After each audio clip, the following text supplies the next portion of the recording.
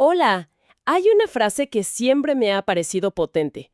La docencia es la única profesión que crea a todas las otras profesiones. Pero, ¿nos detenemos a pensar en quién forma a esos formadores? Hoy vamos a explorar precisamente eso, el mundo de la formación docente. Tenemos sobre la mesa una colección, pues, interesante de textos académicos, documentos oficiales, que intentan responder qué es, cómo se organiza y, bueno, hacia dónde va la preparación de quienes enseñan. Nuestra meta hoy es como desentrañar las ideas clave de estas fuentes, entender por qué este proceso es tan crucial y a veces pues tan complicado, ¿no? Precisamente, vamos a analizar qué implica realmente formar a un docente en el siglo XXI, que, la verdad, va mucho más allá de simplemente transmitirle datos o técnicas.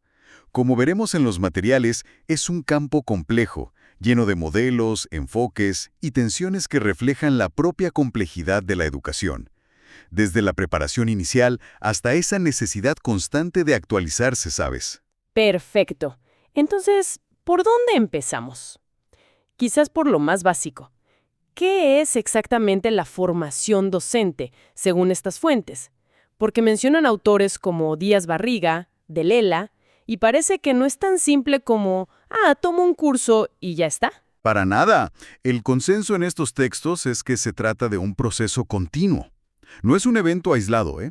Es un camino que inicia incluso antes de pisar un aula por primera vez y se extiende durante toda la vida profesional. La idea clave es que no se trata de acumular diplomas o de cumplir requisitos administrativos nada más. Es más bien una transformación personal y profesional. Un proceso continuo. Suena bien en teoría, pero las fuentes también mencionan la realidad del día a día, ¿no? La carga de trabajo. ¿Qué tan realista es pensar en una formación constante? Digo, en la práctica. Es una tensión real, sí. Los propios documentos lo reconocen. No se trata de estar siempre en cursos, sino de entender la formación como algo que incluye la reflexión sobre la propia práctica, el aprendizaje entre pares, la actualización disciplinar. Es más una actitud, digamos, una disposición que una simple suma de horas curso. No es una transferencia mecánica de información. Se trata de desarrollar conocimientos, claro, pero también habilidades, actitudes y, crucialmente, esa capacidad de análisis crítico sobre lo que se hace en el aula. Es algo vivo, que busca transformar la manera de enseñar. Entiendo. Y las fuentes dividen esto en dos grandes momentos, ¿cierto? La formación inicial, que es la que se recibe en las normales u universidades antes de empezar. Ajá. Y la formación continua, que es la que acompaña al docente ya en ejercicio. Exacto. La inicial, pues, sienta las bases. La continua permite adaptarse, profundizar y responder a nuevos retos. Ahí es donde encajan iniciativas como la Estrategia Nacional de Formación Continua de México, la de 2022, que busca precisamente eso, fortalecer y renovar el compromiso docente a lo largo de su carrera. Y esta formación, ya sea la inicial o la continua, se apoya en ciertos pilares fundamentales. Se mencionan los de la UNESCO: saber ser, saber hacer, saber conocer y saber convivir. Suena bastante integral, ¿no? ¿Lo es? Y se conecta con lo que señala Buchmann sobre los tipos de conocimiento docente. Fíjate, no basta con dominar la materia, o sea, el conocimiento sustantivo, los hechos, los conceptos. Claro. También hay que entender cómo se construye ese conocimiento en la disciplina. Eso es el conocimiento sintáctico. Y, por supuesto, cómo aprenden los estudiantes el conocimiento psicopedagógico. Y cómo adaptar todo eso al contexto específico de esa escuela, de esa comunidad. La formación busca integrar todo esto. Aquí es donde entra un punto que me llamó la atención en las fuentes, citando a Feynman Nemser. Esa especie de divorcio que a veces ocurre entre la teoría aprendida en la formación inicial y pues la cruda realidad del salón de clases. Es ahí donde falla esa integración de saberes. A menudo sí. Ese es uno de los grandes retos que señalan los textos. La formación inicial puede ser muy teórica o o descontextualizada, ¿sabes? Y luego el docente se enfrenta a desafíos para los que siente que no tiene herramientas. Por eso la insistencia en la reflexión sobre la práctica y en una formación continua que realmente conecte con los problemas cotidianos del aula. Tiene sentido. Ahora, si nos adentramos un poco más, los materiales describen que no hay una única manera de enfocar la formación. Mencionan distintas perspectivas, casi como diferentes lentes para mirar este proceso. ¿Podemos explorar eso? Claro, es fascinante ver cómo ha evolucionado el pensamiento sobre esto. Aramburu Zavala y colaboradores, apoyándose en trabajos previos, identifican varios enfoques dominantes. Enfoques que han surgido a lo largo del tiempo y que, pues, a menudo coexisten. No es tanto una lista cerrada, sino una forma de entender dónde se ha puesto el énfasis principal en distintos momentos o programas. ¿Y cuáles serían los más relevantes o que contrasten más? Porque mencionan 5, pero quizá para entender la dinámica. Podríamos destacar 3 que ilustran bien la evolución y las tensiones. Primero, el enfoque más coach, centrado en el profesorado. Es el más tradicional. Piensa en los años 60, 70. El foco está en las competencias individuales del maestro. Sabe manejar el grupo, evalúa bien, tutora correctamente, busca mejorar al individuo. Ok, el maestro como el centro del universo educativo, por así decirlo. Algo así. Luego surgió un cambio importante con el enfoque centrado en el estudiantado. Esto vino impulsado por investigaciones, como la fenomenografía que mencionan las fuentes que básicamente estudiaba las distintas maneras en que los alumnos experimentan el aprendizaje. Aquí la pregunta clave ya no es solo ¿qué hace el profesor?, sino ¿cómo está aprendiendo el alumno? El foco se va a la interacción, al proceso de aprendizaje del estudiante. Un giro interesante. Del yo enseño al cómo aprenden ellos. Exacto. Y un tercer enfoque clave es el centrado en la práctica reflexiva. Aquí la idea central es que la mejora viene de la capacidad del propio docente de analizar críticamente lo que hace. No se trata tanto de darle recetas, sino herramientas para observar su clase, dialogar con colegas, cuestionar sus supuestos y ajustar su práctica. La mentoría, el acompañamiento, encajan muy bien aquí. O sea, empoderar al docente para que sea agente de su propio desarrollo. Precisamente. Y claro, existen otros enfoques que miran más a la institución, la escuela o universidad, como organización que necesita mejorar. O incluso a todo el sector educativo, políticas nacionales, tendencias internacionales, como la adaptación al espacio europeo de educación superior, el EEEES, que se menciona. Pero estos 3 que detallamos, profesorado, estudiantado, práctica reflexiva, muestran bien ese péndulo. ¿Mejoramos al maestro? ¿Entendemos al alumno? ¿O ayudamos al maestro a entenderse a sí mismo en su contexto? Me pregunto si en la práctica estos enfoques se aplican de forma pura, o si las instituciones terminan haciendo una mezcla un poco de todo, quizá sin una estrategia tan clara como la que describen los textos. ¿Sabes? Esa es una pregunta muy pertinente. Las fuentes sugieren que, a menudo, coexisten elementos de varios enfoques. Una universidad puede tener un programa de mentoría, que sería práctica reflexiva, al mismo tiempo que ofrece cursos sobre nuevas técnicas de evaluación, profesorado, Claro. y participa en redes interuniversitarias, que sería sector. La clave está en si esa combinación es coherente y responde a una visión clara, o si es más bien una acumulación de iniciativas, a veces un poco desconectadas. Entendido. Ahora, más allá de los enfoques, ¿cómo se organiza todo esto estructuralmente? Los textos, como los de Deleya y Díaz Barriga, hablan de complejidad y de cómo distintos modelos de organización conviven, a veces generando confusión, sobre todo en lugares como México, donde, según parece, una innovación apenas empieza a cuajar cuando ya llega la siguiente propuesta. Así es, la palabra complejidad es recurrente. Para tratar de poner orden, los autores citan clasificaciones. Una útil, mencionada por Aramburu Zavala y compañía basada en Higgs, analiza la formación del profesorado universitario, la FPU, usando 2 ejes. Si la organización es más local o central y si la formación es más genérica o específica de la disciplina. Esto ayuda a visualizar modelos estructurales. ¿Y qué modelos surgen de ahí? ¿Cuáles son las tensiones principales que se ven? La tensión principal es justo esa, entre control central y autonomía local. En un extremo tendríamos el modelo central. Aquí, una autoridad nacional, como un ministerio, define todo: currículum, requisitos, etc. Históricamente, la SEP en México ha tenido un rol así en muchos aspectos, ¿no? La ventaja es la uniformidad, digamos, todos reciben lo mismo. La desventaja, claro, es la rigidez y la poca adaptación a las necesidades locales o disciplinales. Y en el otro extremo, supongo. Está el modelo disperso. La responsabilidad cae en cada institución, incluso en cada facultad o departamento. Ellos deciden cómo formar a sus docentes. Es más común en sistemas como el de Estados Unidos o Inglaterra. La ventaja es la flexibilidad, la innovación, la adaptación al contexto, pero el riesgo, como bien se puede intuir, es la desigualdad. La calidad de la formación puede variar enormemente de un lugar a otro. Claro, si cada quien va por su lado.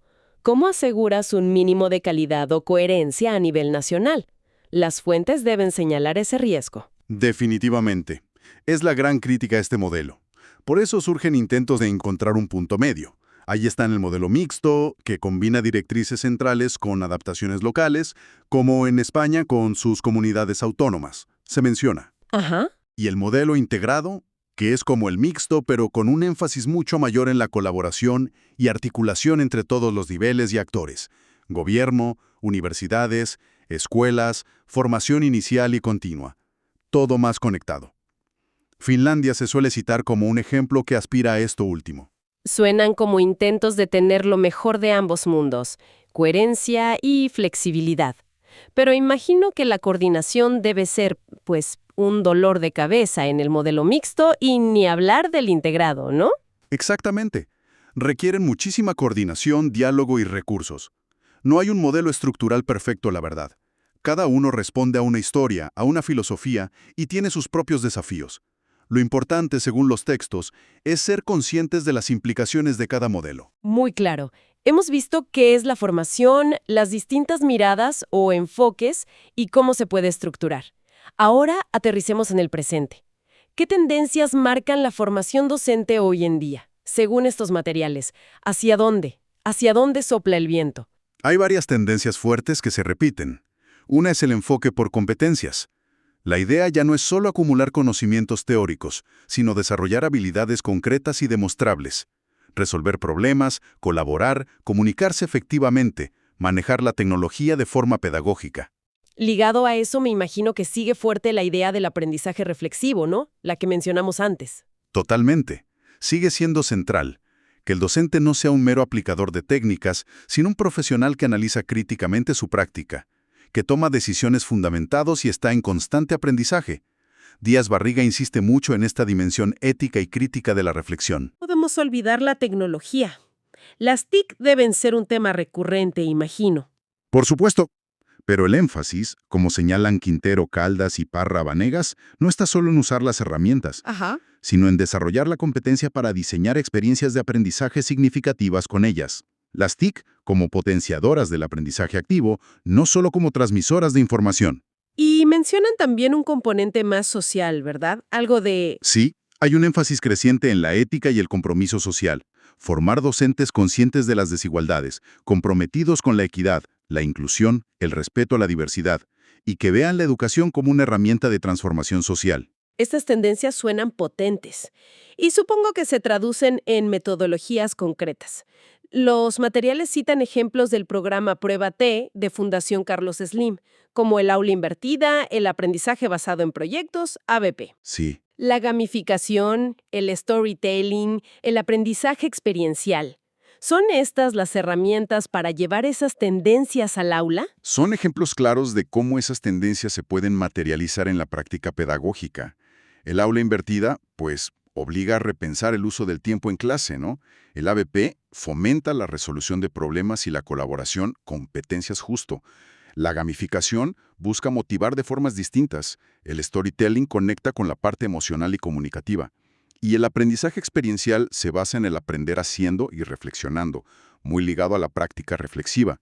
Son vehículos para implementar esas ideas más amplias. Ahora, si un docente quiere formarse en estas tendencias o metodologías, ¿qué opciones tiene? Los textos hablan de distintas modalidades formativas. ¿Podrías explicarnos las más comunes y qué ofrecen, según Deleya y la SEP? Porque parece haber un menú amplio. Sí, hay un abanico, cada una con sus pros y contras, digamos. Está el curso.